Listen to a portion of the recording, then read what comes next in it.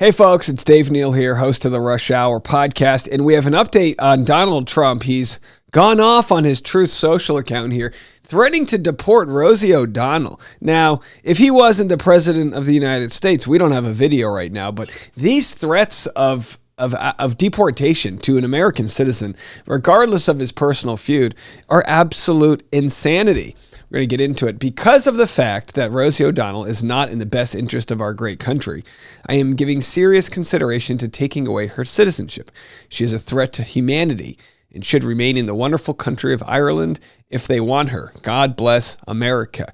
Now, what's really interesting about this is, of course, this comes during the greatest divide in the sort of, history of MAGA, which is Trump's cover-up of the Epstein files. The fact that this week he's gotten called out by Steve Bannon, and again, we're going to have a separate video right after this covering all of this, but Dan Bongino took a day off, a mental health day yesterday on Friday, because of his ongoing fight with Pam Bondi. Folks want Pam Bondi fired, including Megyn Kelly. So we're going to have all of that next. But again, I say that because this is a diversion. This is to change the conversation away. And luckily, we can walk and chew gum at the same time. So we'll have both conversations. Now, I'm going to share Rosie O'Donnell's response next. And look, if anyone has any sort of opinions that's like, well, Rosie O'Donnell shouldn't have started her beef with, then you're on the wrong side of history.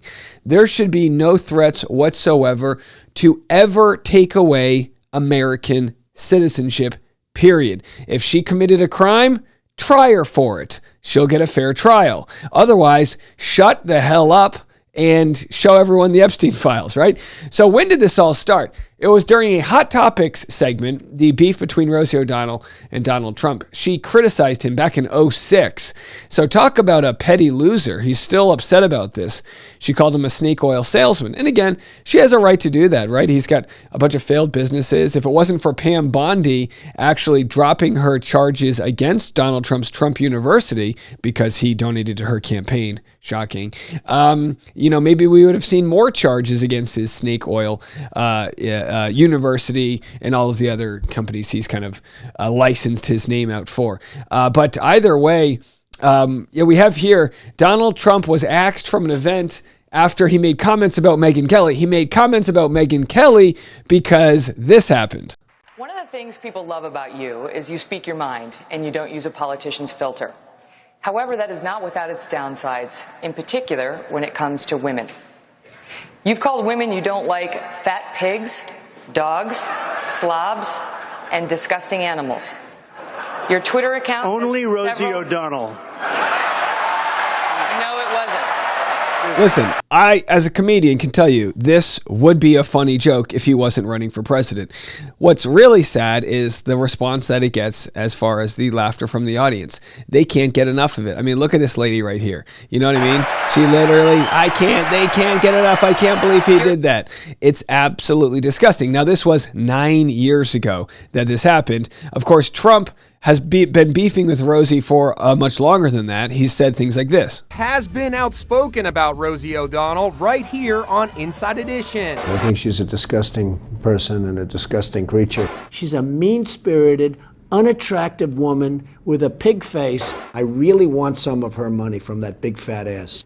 I don't know. I don't understand how she got money from her big fat ass. But either way, listen, Trump wants to run his mouth in 2011. I don't care. He's the president of the United States. If he's going to make threats to remove citizenship from people that have not committed crimes, even if you've committed a crime, you don't lose your citizenship if you're a born citizen of the United States of America. That's not how it works.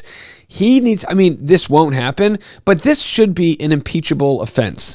The threat to take away someone's citizenship is a threat against someone's First Amendment rights. She should be allowed to criticize the president as much as she wants without, of course, threatening him in any sort of, major way, but you're allowed to criticize. That's the foundation of our democracy. She responded with this: "The president of the USA has always hated the fact that I see him for who he is, a criminal con man, abusing liar, out to harm our nation to serve himself. This is why I moved to Ireland. He is a dangerous, old, soulless man with dementia who lacks empathy, compassion, and basic humanity. I stand in direct opposition to all he represents. So do millions of others. You're going to deport all who stand against your evil tendencies? You're a bad joke who can't form a coherent sentence. Hashtag never Trump." Now, I've got another thing. A couple things that she said, and I don't blame her. It's one thing to move, say, oh, if so-and-so gets elected, I'm moving.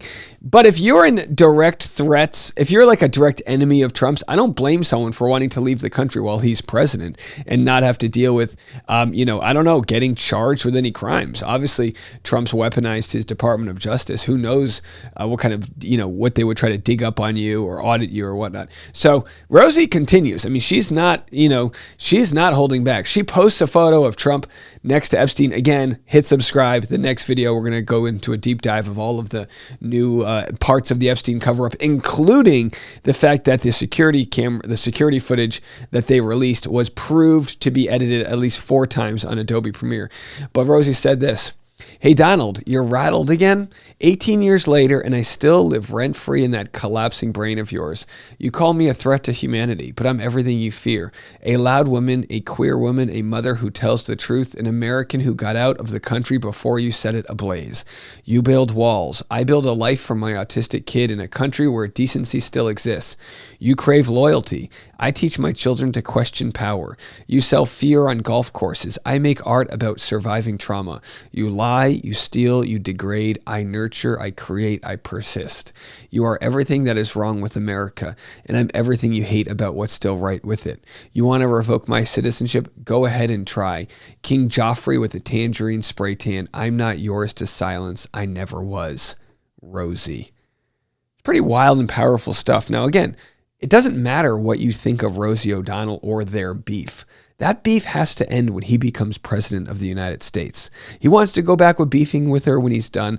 As long as he's in control of the Department of Justice, the FBI, as long as he's in control of all these government agencies and the executive branch of our government, he needs to shut the fuck up and do his job. Lower the prices of goods. Lower the price, home buying prices. Lower inflation. Work for our country, not for his petty grievances. And I truly challenge anyone out there, if you disagree with me on this one, if you really disagree and say, no, he's allowed his opinion, he's got his First Amendment rights. His rights go out the window when he starts to threaten someone else's rights. And that's exactly what he's doing right here. And Rosie, she's fine. She's affluent. She's got money. She's got notoriety. And she's got attention on her. She'll be fine. How about this? A disabled veteran, a citizen of the United States of America, has gone missing following the raids they did a few days ago in California. I wanted to share this story with you because not everybody is as well off as Rosie O'Donnell and can handle the heat. There is a missing person right now. Somebody's grandfather, somebody's father, brother, husband. They are missing right now.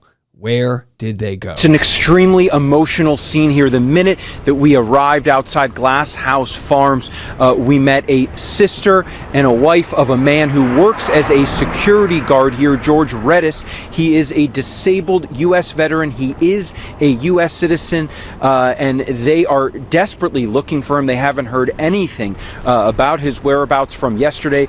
They do say that he was taken in the raid. We want to show you a picture of 25-year-old George Redis, a U.S. Army veteran who his family again says. By the way, I apologize. I assumed it was an elderly man that was missing. I didn't, when they said disabled, I assumed it was, like a guy partially retired. I didn't realize it was a 25-year-old American citizen, a veteran, a man who has served our country, missing right now, today. Is disabled. They saw via Air 7 yesterday that he was trying to leave the scene in his white vehicle. Take a listen to what his sister and then his wife told us. I thought he was probably part of the protest, and he wasn't. He was trying to reverse his car. They broke his window. They pepper sprayed him. They grabbed him, threw him on the floor. They detained him. His wife's been trying to call and ask where he is. They don't know where he is. Apparently, no one associates with nobody. So now we don't know what to do. We're just asking to let my. By the way, all because these are masked Gestapo. These are masked fascist militia that are coming in. You're not allowed to ask questions. You're not allowed to ask for their badge number, their ID. I mean, imagine you ever have your car towed. There's always a sign, oh, to get your car removed, dial X, whatever. You don't even know who to call to find your missing husband, an American citizen. And if this doesn't enrage you because maybe he has a different color skin, maybe he's bilingual, maybe he lives in a community that's different than yours, really do some self-reflecting.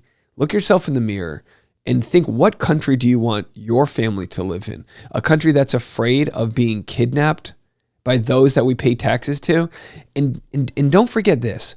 ICE, due to the big beautiful bill, has just had their budget increased tenfold. Their budget is now bigger than the FBI. The numbers of these roundups is going to increase exponentially. There will be more stories like this. From the reports of what happened at this raid, someone is dead. And we have somebody missing. My brother go, he's a U.S. citizen. He didn't do anything wrong. He's a veteran disabled citizen. It says it on his car. And I just want to know where he's at because I have not seen him. And I heard from him since yesterday. And I called LA and they keep saying that they're not going over there. And I just don't know where he's at. I've been up since 6 a.m. trying to call the sheriffs, the police department, Oxnard, Camarillo, Ventura, and I can't hear nothing. There it is. So we'll have updates on this story. Listen, if you want to be a part of the resistance, if you think this is absolutely insane, you're not alone. And our voices will be heard. A true fascist government wants to sort of flood the zone and silence people and make them feel like they can't possibly be a part of change. Well, we live in the greatest country in the world. At least we aspire to be the greatest country in the world. And what makes us great? The ability to have these conversations, the ability to dissent, the ability to call bullshit when we see it. That won't be taken away, not anytime soon. And again, if you want to be a part of that resistance, hit the subscribe button. Coming up next, directly after this, I've got updates on the Epstein cover-up.